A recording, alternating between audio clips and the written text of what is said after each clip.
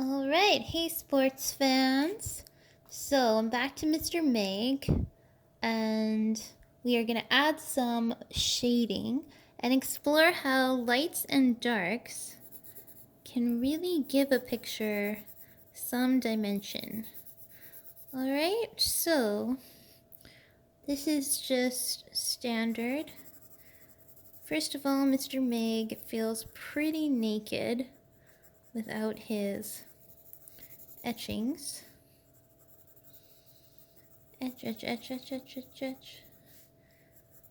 He's so furry, we could have named him after an Oreo cookie, but we chose to name him after the white stripes. The white stripes. Yes, that's right. He was named after a famous drummer.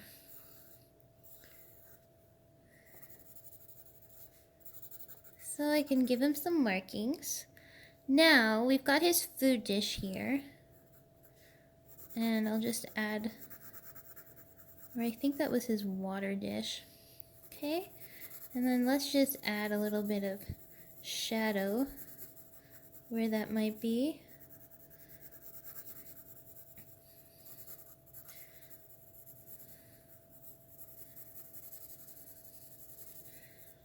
Okay, and then we had these beautiful flowers. So usually they're in some kind of soil. So I'm going to add some darkness there. And then see how this is kind of reflecting, and my guess is it may be adding a little bit of a shadow here.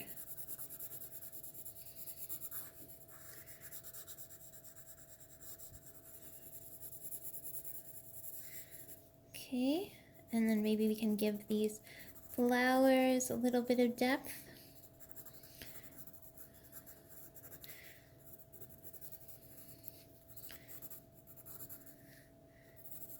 Okay, and then we have the bowl, or actually the plate. So I'll just give this a little bit of a shadow too. And then I'm gonna go in on those waffles.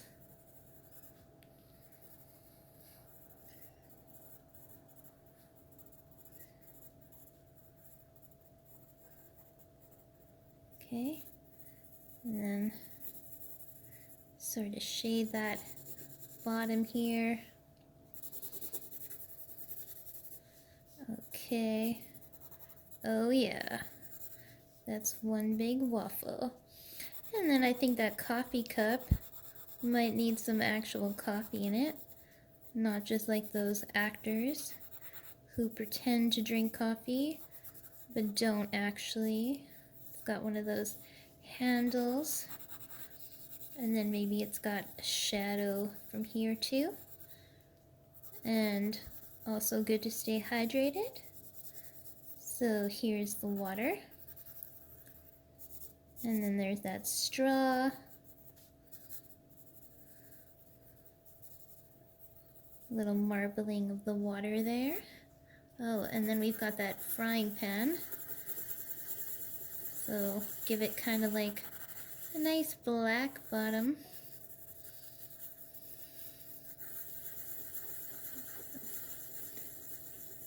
And then give it that edge there, and the handle.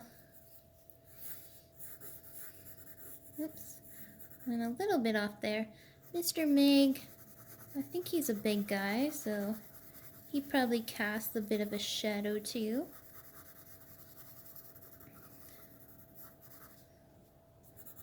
And this can be like where all the pancake syrup was. So basically, the first rule of drawing, I think, is always keep your pencil really light at first. I have a personal challenge with myself nowadays, and that is to never use an eraser. So I keep my pencil as light as I can in the beginning, and then I find that you can always just go over it.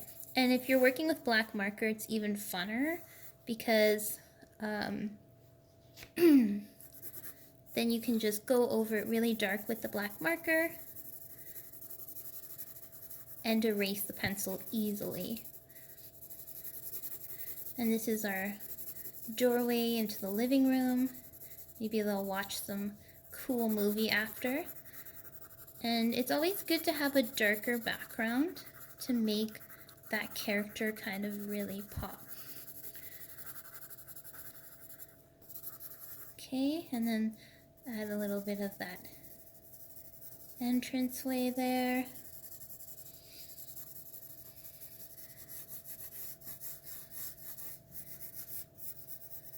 And again, it doesn't have to be crazy accurate, you know. I'm sure if you wanted to use a tool and talk about where the sun actually sets or hits or where the light is coming from, maybe it wouldn't all totally make sense. But that's okay because I'm just sort of, I like to play tricks with my drawings. I like to be tricky. And I don't always care if it makes like so much mathematical sense. The goal right now is just sort of to make this pop, right? Here, I love my cat. That makes him happy.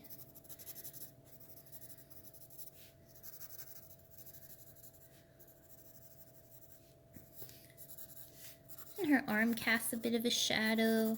Maybe Mr. Meg, his paws up in the air, they cast a bit of a shadow. His tail. And then let's not forget this lampshade. I bet you that's going to cast a lot of light.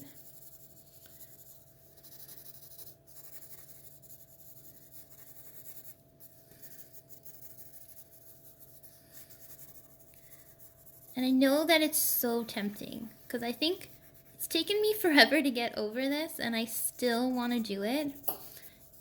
Wow, a light bulb just went out. Okay, well that actually adds to it. I always want to put my pencil down so sharp. And I always want to do that really great big black line. But I'm telling you, unless you're doing a comic book or whatever, that's amateur. And it's really good to have spaces, to not ever draw anything too solid unless that's your intention, like these eyes. But when you give things light and those breaks, then it tends to look a little bit more realistic, I find.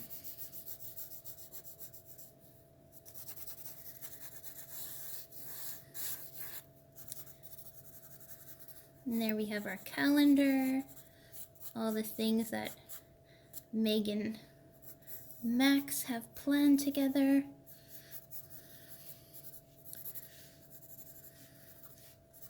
And actually, I have a good trick. If you find that you're smudging with your greasy hand, like I am, my art teacher taught me this, put this underneath your hand so it won't smudge as much. Okay, and then I would just add some more in the room here. This is a 10-minute challenge that I've given myself, everybody.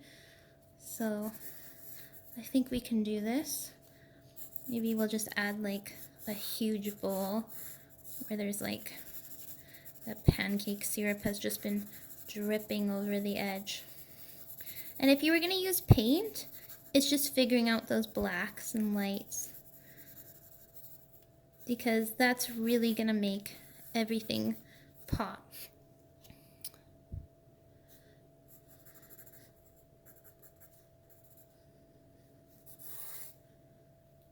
Maybe we'll fill in these eyebrows. I got 30 seconds on the clock. Oh, that looks a little, I think that looks a little jack-o'-lantern-y. The hand here. Maybe we'll give him some whiskers. Got our flowers.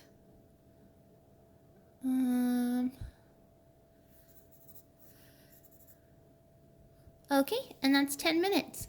So basically, yeah, all I've done is I've added dark where there's dark, mixed it up with the light, and it's similar to like what we've done in still lifes.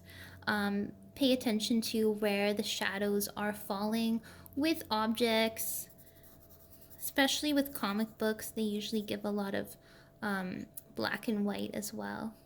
Alright, so enjoy, have fun with your drawings. If this is the route that you've taken, then you can do this with the pencil, or you can use that paint, or you can even do it even lighter and then go over it with black marker. And for people that love to do that dark, dark black, you'll love having fun with the marker, and then the best part is erasing it after and just having those clean black marker lines. Enjoy!